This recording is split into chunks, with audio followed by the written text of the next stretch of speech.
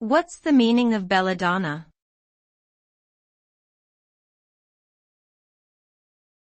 Belladonna.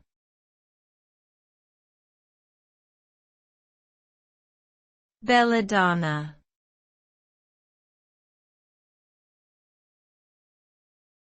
Belladonna.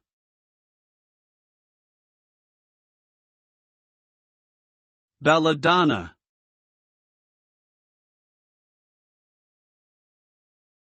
Belladonna is a plant species native to Europe, North Africa, and Western Asia that has been used for medicinal purposes since ancient times.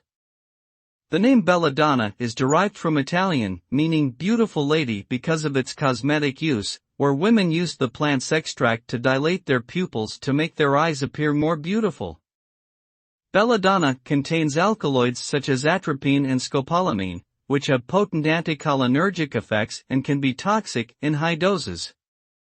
The plant has been used for various medical conditions, including pain relief, sleep disorders, and motion sickness.